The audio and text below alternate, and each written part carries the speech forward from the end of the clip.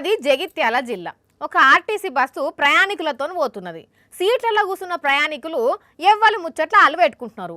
Conductor బిజీలో conductor ఉన్నాడు, driver bus నడిపే బిజీలు ఉన్నాడు. కానీ ఇంతల్నే ఒక్కసారే పంచాది, బస్సు ఆగిపోయింది, లొల్లి లొల్లైంది. ఇంతకు ఏం జరిగిందని అంటే వార్తలనే చూద్దాం పాండ్రి. పోలీస్ స్టేషన్ సరే జరుగు, ఇక నువ్వు దిగు, దిగండి.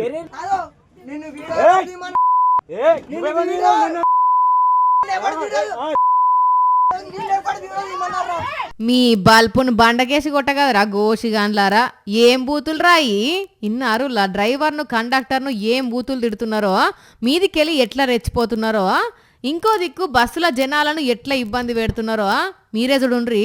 ఒక్కొక్కడు తాగి ఎట్లా ఊగుతున్నాడో. పోలీస్ స్టేషన్ సరే జరుగు, ఇక నువ్వు దిగు, దిగండి.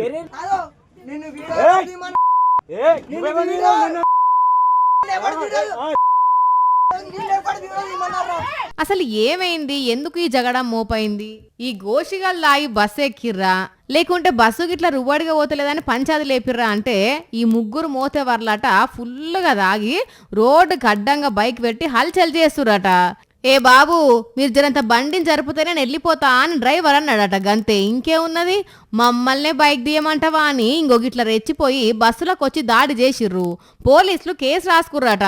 కానీ ఏంది చెప్పుండ్రుల్లా, తాగినోళ్ళు గమ్మునుండాలి కానీ డ్రైవర్ను కండక్టర్ను కొడతారా? ఇప్పుడు కేసుల పాలై స్టేషన్ల చుట్టూ తిరిగే కథ మోపాయనా? ఇట్లుంటారు కొందరు పోరాలు. ఏం చేస్తాం?